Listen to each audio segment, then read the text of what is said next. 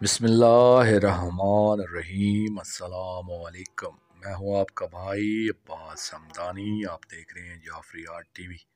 आज का हमारा मौजूद गुफ्तगू है बाज़ार शाम, वाक़या सहल इब्न साद शाहज़ूरी, हिस्सा चहारम। दोस्तों, नए शामिल होने वाले मोमिनीन को ये आगाह करना ज़रूरी है कि मैं साबका कई मजालस में काफ़िला तस्लीम और रज़ा की बाज़ार शाम में आमद के हालात को बयान कर रहा हूँ, और आज इस सिलसिला की ये 5वीं कड़ी है। ये भी अर्ज़ कर दूँ कि बाज़ार शाम और शाम गरीबा के मौज़ूआत पर बयान करना कोई आसान काम नहीं है, बल्कि अपनी ज़बान को तलवार की धार पर चलाने के मुतरादफ़ है, क्योंकि ज़रा सी गफलत से इंसान अब्दी हलाकत का शिकार हो जाता है। उर्फा का कौल है, चूँ हिफ्ज़ मरातब न कनी ज़िंदगी, यानी अगर तूने पाक हस्तियों की अज़मत और हिफ्ज़ मरातब का ख्याल न रखा तो काफिर हो जाएगा। ये मौज़ूआत ऐसे हैं कि मैं आम ज़ाकरीन भाइयों को नसीहत करूँगा कि मिंबर पर बहुत कम बयान करें, क्योंकि इन मुक़द्दस हस्तियों के बारे में मामूली सी गफलत भी काबिल माफ़ी नहीं है और सारे किए किराए पर पानी फिर जाता है। गोया ये ज़बान की पुलसरात है, क्योंकि ये नहायत अदब का मकाम है। आम तौर पर हम ज़ाकरीन से सुनते और कुतुब मकातल और रोज़ा में शाम के बारे में पढ़ते रहते हैं कि वहाँ पाक पर्दादार सलवातुल्लाह अलैहिन के पास चादरें भी नऊज़ुबिल्लाह नहीं मौजूद नहीं थी, और पाक मस्तूरात सलवातुल्लाह अलैहिन हर चौक या हर बाज़ार में रदाएँ मांगती रही थीं, मगर किसी ने नहीं दी थीं। ये वज़ी किस्म की रवायात हैं। कुछ रवायात का तलक इस दौर से है कि जब बनी अब्बास ने बनु उमैया के ख़िलाफ़ तहरीक चलाई थी और वाक़या करबला को एक सियासी इशू बनाया गया था। कुछ रवायात हमारे मोहतरम ज़ाकरीन ने बनाई हैं जो ज़्यादा रुलाने के लिए कुछ भी गढ़ सकते हैं, और कुछ ज़ाकरीन इस मामले में बेकसूर भी हैं, इसलिए कि ना वसी मुताला ना अरबी फ़ारसी से वाकफ़ियत सिर्फ़ दूसरे ज़ाकरीन पर इन्हसार करते हैं, वरना ऐसी रवायात सूए अदबी के मुतरादफ़ हैं। इनका बयान करना खिलाफ अदब और खिलाफ वाक़या है। एक रवायत जो जनाब सहल बिन साद से मरवी है, जिसमें मलका आलमीन शरीकत अल हुसैन सलवातुल्लाह अलैहा ने जनाब सहल से फरमाया था कि तुम इन ज़ालिमीन से कहो कि इमाम मज़लूम अलैहिस्सलातु वस्सलाम का सर अथर महमलों से दूर ले जाएं, ताकि यहाँ मखलूक का हजूम न हो। काफ़ी उलमा ने इस रवायत पर अपना इज़हार ख्याल किया है, मगर मुझे आकाए दरबंदी की राय बहुत ज़्यादा पसंद आई है कि जिसमें उन्होंने इस बात पर तबसरा किया है कि क्या कोई शख्स पाक पर्दादारों सलवातुल्लाह अलैहिन को देखने की जुर्रत भी कर सकता है या नहीं। एक तवील गुफ्तगू के बाद वो लिखते हैं कि किसी खाइन निगाह को ये ताकत नहीं थी कि पर्दा तौहीद की मालिक मस्तूरात सलवातुल्लाह अलैहिन के पर्दा पर निगाह कर सकती, और न किसी निजस ज़हन को ये मजाल थी कि वह हदूद पर्दा या इनके हरीम ज़ात में अपने ख्याल को दाखिल कर सके या झांक सके, यानी इनके अनवार बाहिरा के चौगिर्द अल्लाह का हिफाजती पर्दा आवेज़ां था, जिसके अंदर ना तो कोई निगाह दाखिल हो सकती थी और ना कोई ख्याल झांक सकता था।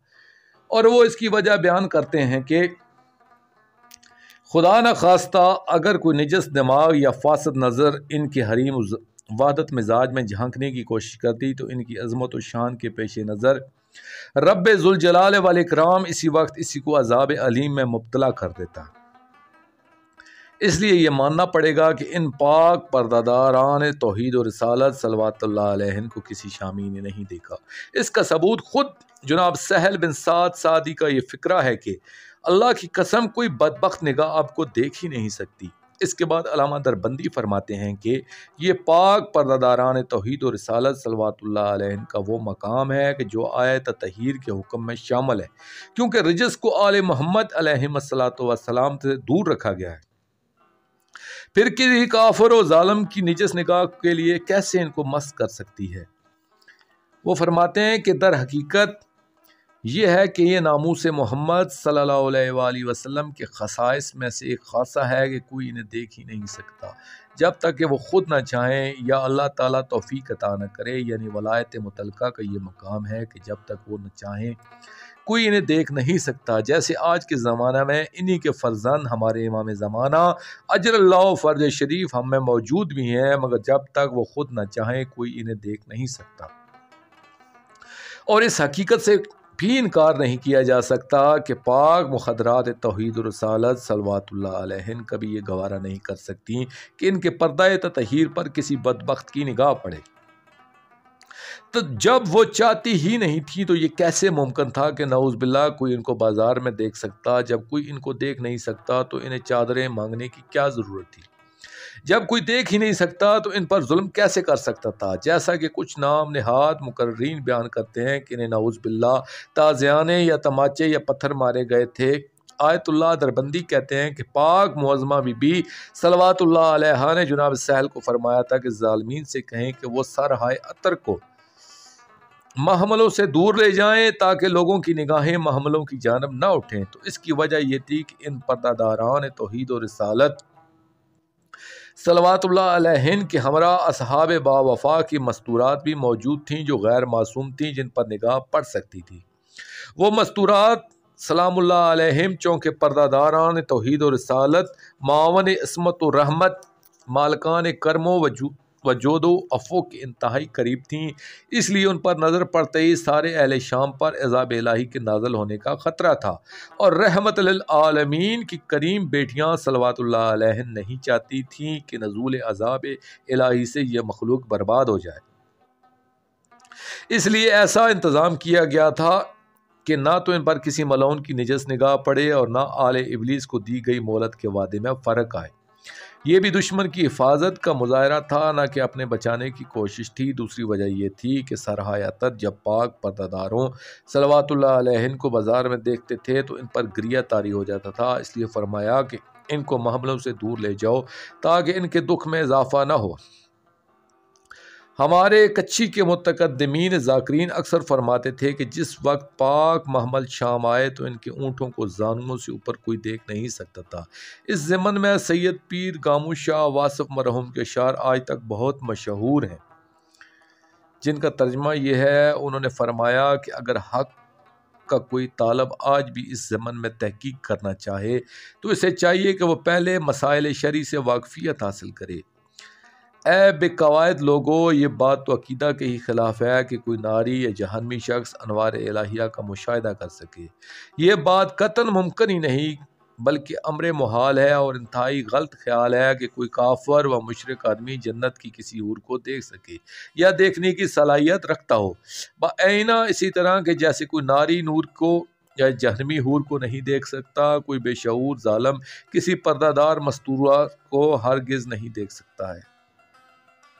حقیقت یہ ہے کہ اگر کوئی بے شعور بدبخت پاک مخدرات عصمت صلوات اللہ علیہ کے محملوں کی طرف نگاہ اٹھا کر دیکھنے کی جرت کرتا بھی تھا تو اسے زانوؤں سے اوپر وہ اونٹ ہی نظر آتے تھے، کیونکہ اللہ تعالیٰ کا حضوری اور نوری پردہ یا نقاب ان محملوں پر محیط تھا، یعنی وہ سبھی پردہ داران انوار الہیہ کے دبیز پردوں میں رہتے ہوئے نگاہ غیر سے ہمیشہ کے لیے محفوظ و معمون تھے۔ خدا کی قسم، شہید کربلا امام حسین علیہ السلام کے غم میں رونا باعث اجر و ثواب ہے۔ اسی سے ملتا جلتا خیال کسی اور قدیم بزرگ کا بھی ہے جو مجھے بہت پسند ہے۔ وہ فرماتے ہیں کہ شریعت کا مسئلہ ایک خاص ہے کہ ناری نوری کو نہیں دیکھ سکتا، قرآن اور اسلام یہی بتاتے ہیں کہ کافر حور کو نہیں دیکھ سکتا۔ پھر یہ کیسے ممکن ہے کہ بازار میں کوئی شخص کسی پاک مستور صلوات اللہ علیہ کو دیکھ سکتا؟ جامع مسجد بنی امیہ آج کل زائرین جس جامع مسجد کو عبدالملک بن مروان ملعون کی مسجد کے طور پر جانتے ہیں، اور انہیں یہ بھی بتایا جاتا ہے کہ یہی یزید ملعون کا دربار بھی تھا۔ اجمالی طور پر اس کی تاریخ بتانا چاہتا ہوں۔ آج سے 4000 سال پہلے، یعنی کم و بیش 2000 سال قبل مسیح، شام میں آتش پرستی کا رواج تھا۔ یہی مسجد آتش پرستوں کی عبادت گاہ تھی۔ پھر جب آرامی قبیلے نے اسے فتح کیا تو انہوں نے اسے اپنی عبادت گاہ میں تبدیل کیا اور اپنے خدا کا بت یہاں رکھ دیا جس کا نام تھا خدد۔ یہاں انہوں نے کئی سال خدد خدا کی پوجا کی۔ جب مصری قوم نے آرائیوں پر فتح پائی تو انہوں نے اپنے خدا رامون اور ہامون کی پوجا اسی مسجد میں کی تھی۔ مصری قوم کے بعد پھر یونانی قوم یعنی ہلنی دور کا زمانہ آیا جو پہلی صدی عیسوی کا ہے۔ اس دور میں یہاں رومیہ یعنی ترکیوں کی حکومت قائم ہوئی۔ انہوں نے یہاں اپنے دیوتا جوپیٹر ستارہ مشتری کی عبادت شروع کر دی اور اس کے ساتھ ایرانی آتش پرست لوگ بھی برابر کی تعداد میں موجود تھے۔ اس لیے مسجد کو 2 حصوں میں تقسیم کر دیا گیا، آدھے حصہ میں آتش کدہ بنایا گیا اور آدھے حصے میں جوپیٹر کی پوجا ہوتی رہی۔ ترکی اور ایرانی اقوام میں جب عیسائیت کی تبلیغ ہوئی تو وہ لوگ 2 حصوں میں تقسیم ہو گئی، نصف عیسائی ہو گئے اور نصف آتش پرستی رہے۔ بالفاظ دیگر ایرانی قوم نے عیسائیت قبول نہیں کی اور وہ آتش پرستی رہے اور زوراسٹر زرتشت کے ماننے والے تھے، مگر جوپیٹر کے پجاری عیسائی ہو گئے، جس کی وجہ سے آدھی مسجد کلیسا گرجا بن گئی اور آدھی حصے میں آتش کدہ کی شکل قائم رہی۔ اس کلیسا کا نام قدیس سے یوحنا رکھا گیا اور اسے ماری یونا بھی کہا جاتا تھا۔ 17 ہجری میں مسلمانوں نے شام کو فتح کیا تو انہوں نے اس آتش کدہ کو ختم کر کے مسجد میں تبدیل کر دیا، مگر دوسری طرف کے کلیسا کو باقی رہنے دیا گیا۔ اس وقت یہ مسجد 35x150 میٹر رقبے میں تھی۔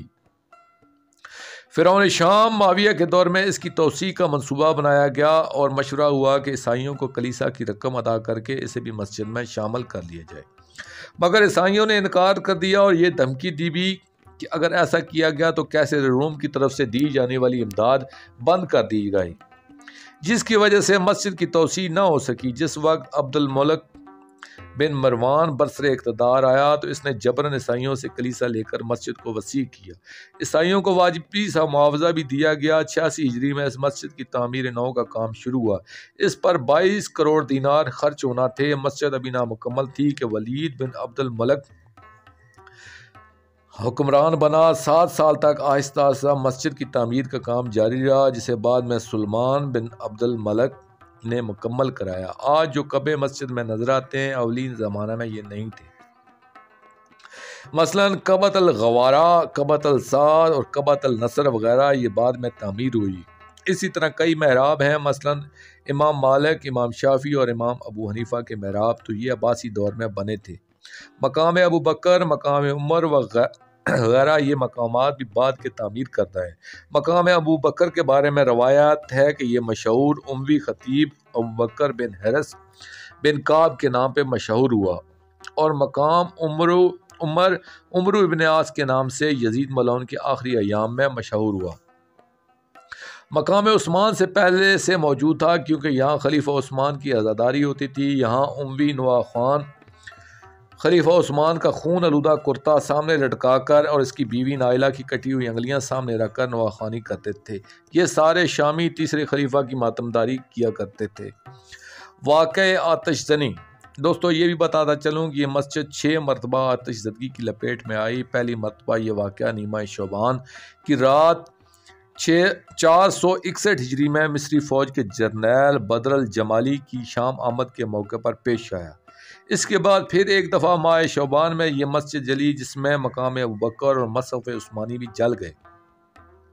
عجیب بات یہ ہے کہ آتش زنی کے تمام مواقع پر پاک خاندان رسالت سے منسوب تمام مقامات محفوظ رہے۔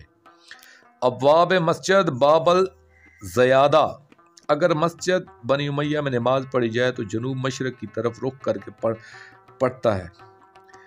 یہ جو قبلہ کی طرف والی دیوار ہے اس میں ایک دروازہ باب الزیادہ تھا۔ شاہیان ترکیہ عثمانیہ کے دور میں اسے باب العنبرین کہا جاتا تھا۔ اس کا ایک نام باب القوانین بھی تھا، اور اس دروازے کے سامنے شرقاً غرباً ایک سڑک تھی جس کے دوسری طرف قصر الاخضر تھا، یعنی فرعون شام کا محل تھا۔ یہ دروازہ اس کے محل سے تھوڑی دور اسی سڑک پر تھا اور اسی سڑک پر صرافہ بازار بھی لگتا تھا۔ باب الجیرون نام کا ایک دروازہ شام کے شہر کے بیرونی فصیل میں تھا، جس کی تفصیل بھی پہلے بیان کی جا چکی ہے۔ اس باہر والے دروازے کے سامنے اندرونی شہر کا جو دروازہ تھا اسے بھی باب الجیرون کہا جاتا تھا۔ اسی طرح مسجد کا جو دروازہ اس جانب کھلتا تھا اسے بھی باب جیرون ہی کہا جاتا تھا۔ یہ دروازہ باقی تمام دروازوں سے بڑا تھا، یعنی جب لوگوں کو کوئی زیادہ اجتماع ہوتا تھا تو یہی دروازہ استعمال کیا جاتا تھا۔ جب اس دروازے کے ساتھ ہی کعبہ سعاد تعمیر ہوا تو اس دروازے بھی باب السعاد کا نام دیا گیا۔ اسے باب القلاصہ اور باب البادئین بھی کہا جاتا تھا۔ یہ مقام راس الحسین علیہ السلام کے قریب ہے۔ باب الناطفین، उमवी मस्जिद की शुमाली जानब बाब अल नातफीन के नाम से एक दरवाज़ा था, जिसे बाब अल अमारा या बाब अल फरादीस भी कहा जाता था, क्योंकि ये दरवाज़ा फसील शहर में मौजूद बाब अल फरादीस की जानब खुलता था। इस दरवाज़े के सामने उमर बिन अब्दुल अजीज़ ने अपना घर बनवाया था। इसके मतलब भी एक रवायत ये भी है कि काफ़िला तस्लीम और रज़ा इसी दरवाज़े से मस्जिद में दाखिल हुआ था। इस दरवाज़े से मस्जिद के अंदर आले मोहम्मद अलैहिस्सलातु वस्सलाम के मकाम क़याम तक मासूमा बीबी सलवातुल्लाह अलैहा ने 7 मरतबा थकावट की वजह से ज़मीन को जीनत बख्शी। बाब अल फील ये दरवाज़ा कसर अल अख्सर यानी मौजूदा कसर यजीद मलऊन से मुत्तसिल एक गली में था।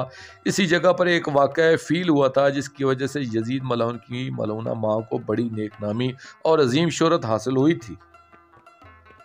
बाब अल मस्किया ये वो दरवाज़ा है जिसके चौकाट के साथ शहंशाह करबला अलैहिस्सलातु वस्सलाम का सर-ए-अतर आवेज़ां किया गया था, जिसकी वजह से इस दरवाज़े से हमेशा मुश्क व अंबर की खुशबू आती है, क्योंकि अरबी ज़बान में मुश्क को मसक कहते हैं। इसी बना पर इसका नाम बाब अल मस्किया मशहूर हो गया।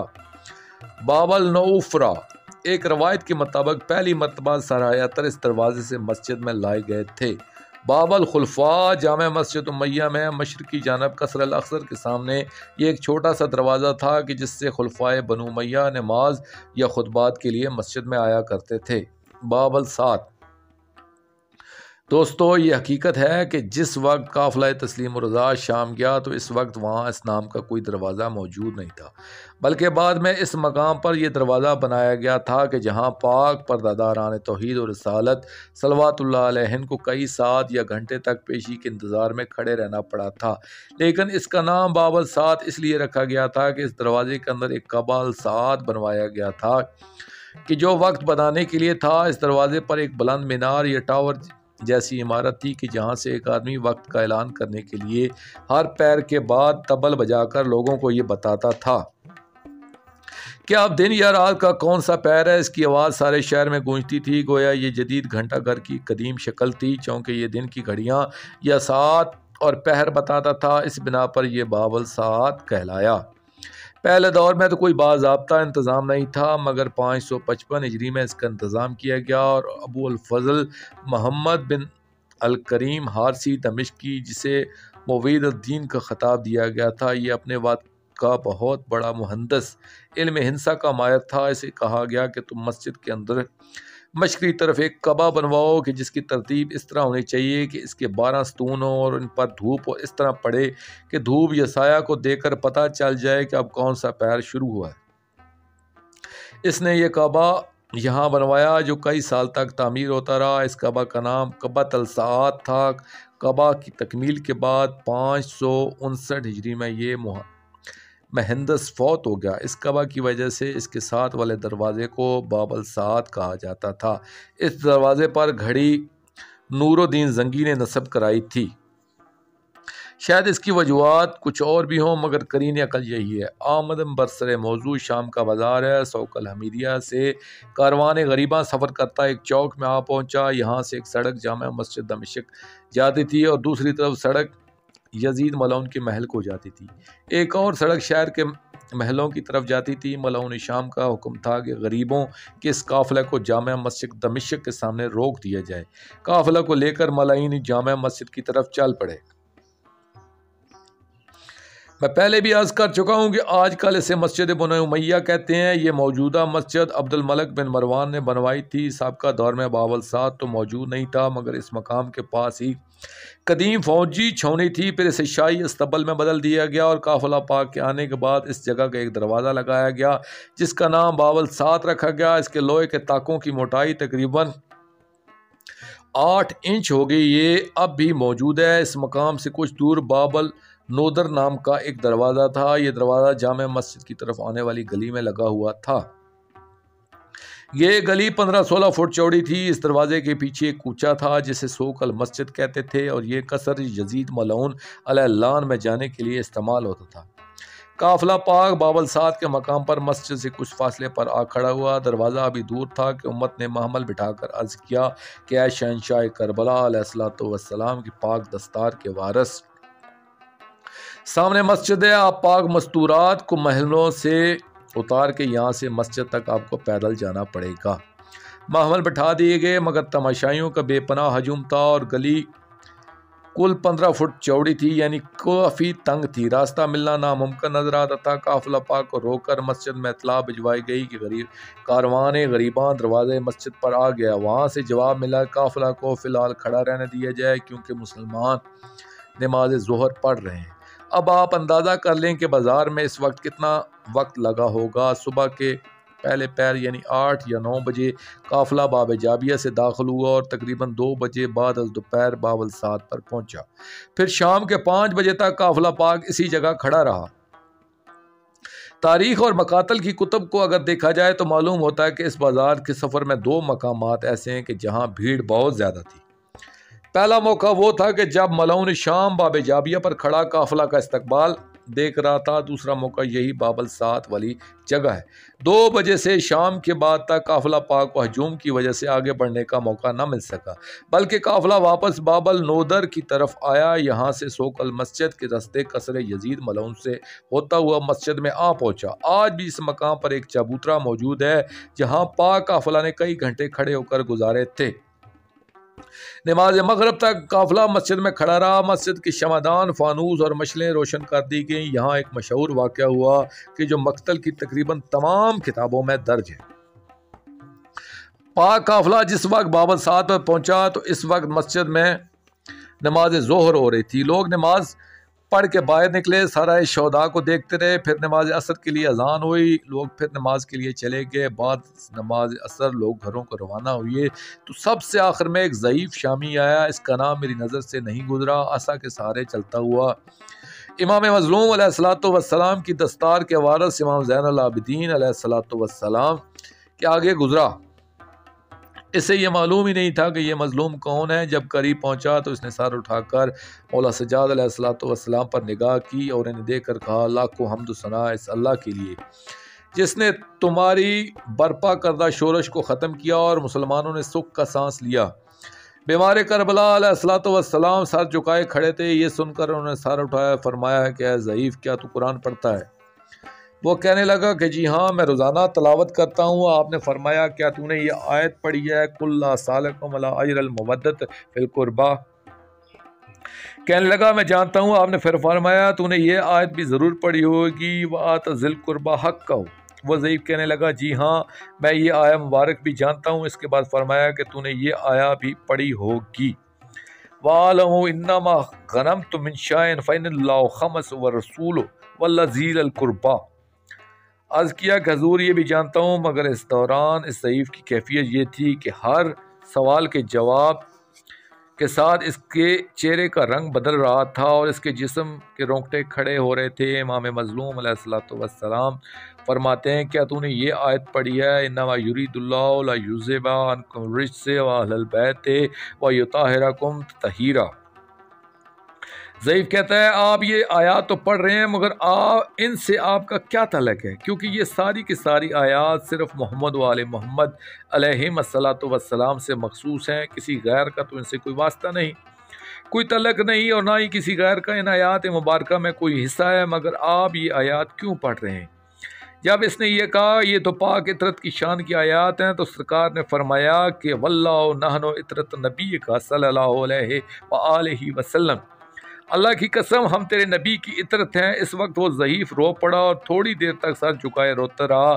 پھر سوالیہ انداز میں پوچھا کہ باللہ انتم ہم، کیا واقعی پاک عطرت نبی ہیں؟ امام نے فرمایا باللہ نحن۔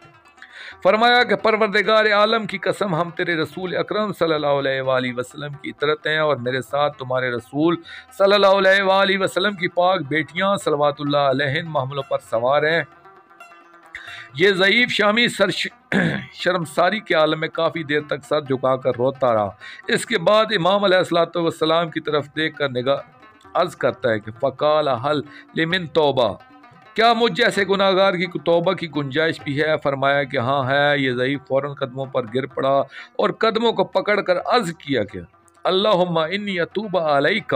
کافی دیر تک یہی کہتا رہا، پھر کہنے لگا کہ آقا یہ اونٹ مجھ پر سے گزار دیں، کیونکہ میں زندہ رہنے کے قابل نہیں رہا اور اور تو آپ کی کوئی نصرت نہیں کر سکتا، اپنی جان تو قربان کر سکتا ہوں۔ پھر یہ شامی ملعون کے قریب محملوں کے قریب آیا اور اونٹوں کے پاؤں پکڑ کر رو کر کہتا ہے التوبہ تھا التوبہ التوبہ و شاہ کا تھا و فارق کا روح من البدن۔ اس کے بعد اس نے ایک بیان کیا اور اس کی روح پرواز کی، انا للہ و انا الیہ راجعون۔ نماز ظہر سے نماز عشاء تک اقیموا الی درج المسجد، یہ پاک قافلہ دروازے مسجد پر کھڑا رہا، پیش ہونے کی اجازت نہیں ملی۔ آخرکار یہ حکم پہنچا کہ اب ہمارے پاس وقت نہیں ہے، کل صبح ان مظلومین کو دربار میں پیش کیا جائے۔ یہاں میرا سوال ہے کہ اگر پاک پرداداران توحید صلوات اللہ علیہ کو پیش ہی نہیں کرنا تھا تو دوپہر 2 بجے سے نماز عشاء تک انہیں مخلوق کے ازدحام میں مسجد کے دروازے پر کھڑا کیوں کیا گیا؟ رات ایک بوسیدہ نور محل میں گزری۔ صبح کو یزید ملعون نے کہا کہ قافلہ پاک دربار مسجد میں پیش نہ ہو بلکہ پہلی پیشی قصر یزید ملعون میں ہوگی۔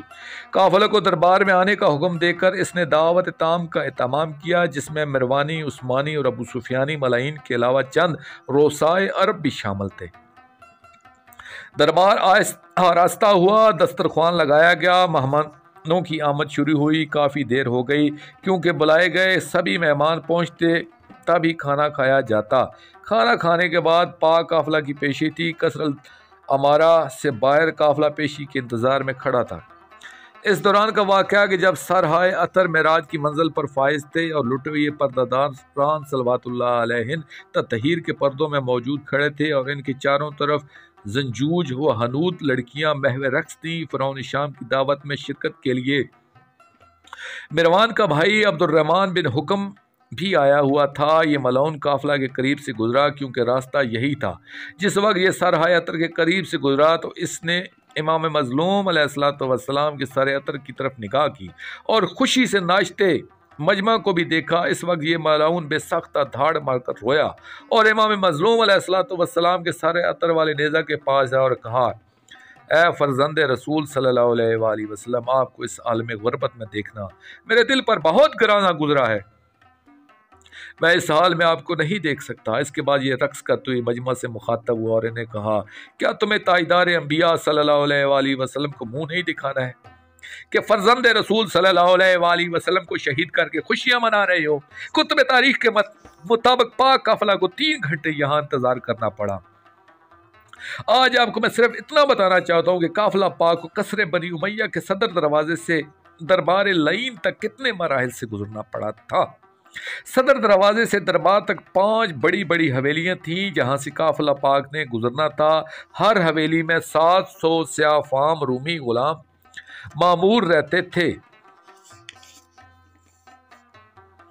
پہلا دروازہ عبور کر کے سامنے مستطیل شکل کی ایک بڑی حویلی تھی جس کے درمیان ایک سڑک تھی جس کے دونوں طرف رومی طرز تعمیر کے خوبصورت کمرے تھے جن کے دروازوں پر ریشمی پردے پڑے تھے۔ یہاں پہرے پر مامور 700 غلام سپاہیوں کے روپ میں سفید لباس اور کالے امامے پہنے تلواروں کو بے نیام کیے پہرا دیتے تھے۔ حویلی میں داخل ہونے کے بعد دوسرا دروازہ نظر آتا تھا، یہ بھی پہلے دروازے کی طرح بہت بڑا تھا۔ دوسرا دروازہ پہلے دروازے کے بعد سامنے دوسرا دروازہ آتا تھا۔ اسے عبور کرنے کے بعد سامنے بڑی حویلی تھی۔ درمیانی سڑک کے دونوں جانب 2 رویہ رومی طرز تعمیر کے بنے ہوئی خوبصورت کمروں کی قطاریں تھیں۔ ان کمروں کے دروازوں پر سبز ریشم و دیباج کے پردے پڑے تھے، مصری قالین بچھے تھے، ان پر کرسیاں لگی ہوئی تھیں۔ یہ سین عمرا کے لیے مخصوص تھا، یعنی اگر کوئی علاقہ کا رئیس ملعون سے ملنے آتا تھا تو یہاں کرسی پر بیٹھ کر انتظار کرتا تھا۔ یہاں بھی 700 غلام سیاہ لباس اور سیاہ اماموں میں ملبوس پہرا دیتے تھے اور آنے والوں کی خدمت خاطر بھی کرتے تھے۔ تیسرا دروازہ دوسرے سین کو عبور کرنے کے بعد سامنے تیسرا دروازہ تھا جس کے بعد پھر ایک بہت بڑی حویلی تھی جس کی سجاوٹ پہلے والی حویلی سے زیادہ تھی۔ ریشمی رومی پردے، مصری قالین اور خوبصورت کرسیاں لگی ہوئی تھیں۔ یہاں صرف روسائے شام ہی آ سکتے تھے کہ جنہوں نے بنی امیہ کا مخصوص لباس پہنا ہوا تھا۔ یہ لباس مکمل سیاہ ہوتا تھا۔ فوجی جرنیل وغیرہ جو آتے تھے وہ اس حویلی میں آ کر کرسیوں پر بیٹھتے تھے۔ یہاں بھی 700 حبشی غلام مکمل سفید لباس اور اماموں میں آنے والوں کی ہر قسمی خدمت کرتے تھے۔ चौथा दरवाज़ा। जिस वक्त चौथा दरवाज़ा अबूर होना था तो इसके सामने एक बड़ा वसी सेन था जिसके दोनों तरफ खूबसूरत महल थे जिनमें रेशमी और नहायत नफीस किस्म के कालीन बिछे हुए थे और कमरों में रेशमी पर्दों का मुकम्मल इंतज़ाम किया गया था। और सेन के दरमियान सड़क के दोनों तरफ 700 रूमी गुलाम मौजूद रहते थे जिनके सब्ज़ रेशमी लिबास होते थे और सब की कमर के साथ सुर्ख रेशमी पटके बंधे होते थे जो सोने की तारों से मुज़य्यन थे। ये वहाँ हर वक्त ड्यूटी पर मामूर रहते थे। पांचवा दरवाज़ा। पांचवें दरवाजे के सामने एक दस्ता खूबसूरत गुलामों का खड़ा होता था जिनकी कमर के साथ सुनहरी पट्टियाँ, हाथों में लंबे लंबे असाए शाही जिन पर मोती और जौहरात जड़े होते थे, इनके सरों पर मोतियों का ताज होता था।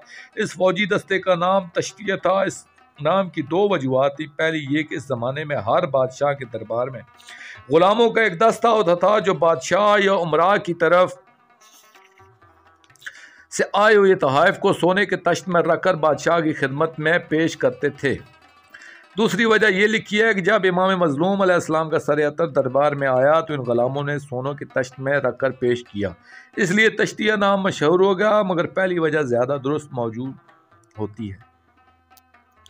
पांचवा दरवाज़ा अबूर करके सामने एक खूबसूरत सेन आता था जो ज़्यादा वसी नहीं था। इसके बाहर महदूद कमरे थे। दाएं तरफ वाले कमरे दरअसल शाही हमाम थे। कसर के दरवाजे से यहाँ तक कालीन बिछे हुए थे ताकि गुस्ल के बाद इस मलौन पर धूल मट्टी वगैरह न पड़े। इस सेन में 700 नौजवान लड़के सुर्ख रेशमी लिबास में सुनहरी कमरबंद सजाए हर वक्त मुस्तैद रहते थे। इनके कमरबंद ज़रबफ्त और सोने के होते थे। इनकी शानों पर याकूती गुलाबी रंग के दुपट्टे पड़े होते थे और सरों पर स्याह रेशमी इमामे होते थे। ये ख़ास गुलामान यजीद मलऊन अलैहिल अज़ाब थे। तमाम हवेलियों के गुलामों ने सोने के जेवर भी पहने होते थे। इससे आगे कसरे फ़रौन का दाखिली दरवाज़ा था। इसके अंदर से एक रास्ता दरबार यजीद मलऊन को जाता था, दूसरा रास्ता हिंदा बिनते आमर के घर को जाता था। मैंने ये सारी तफसील इसलिए बयान की है कि मैं आपको ये बताना चाहता हूँ कि इन 5 दरवाज़ों से मालकान ततहीर सल्लल्लाहु अलैहि ने कैसे गुजर किया था। पाक मस्तूरात तौहीद और रिसालत सल्लल्लाहु अलैहि कसरे मलऊन के बैरूनी दरवाजे पर पेशी के इंतज़ार में खड़ी थी कि इतने में एक सिपाही ने इतला दी कि अब पाक पर्दादारान तौहीद और रिसालत सल्लल्लाहु अलैहि को दरबार में लाया जाए। जब पाक शरीकत अल हुसैन सल्लल्लाहु अलैहि ने यह हुक्म सुना तो एक मरतबा अपने लुटे हुए काफिला की हर मस्तूर को गौर से देखा। सब के चेहरों पर जद्दी छाई हुई थी। मासूम बच्चे माओं ने अपने साथ लिपटा लिए। पाक मखदूमा मुअज़्ज़मा सल्लल्लाहु अलैहा ने फरमाया कि घबराएं नहीं, मैं आपके साथ हूँ। तमाम मुखदरात इस्मत व तहारत सल्लल्लाहु अलैहि मखदूमा मुअज़्ज़मा बीबी सल्लल्लाहु अलैहा के हमरा रवाना हुई। जो ही पहला दरवाज़ा अबूर किया तो सहन में मौजूद 700 गुलामों ने नारा तकबीर बुलंद किया।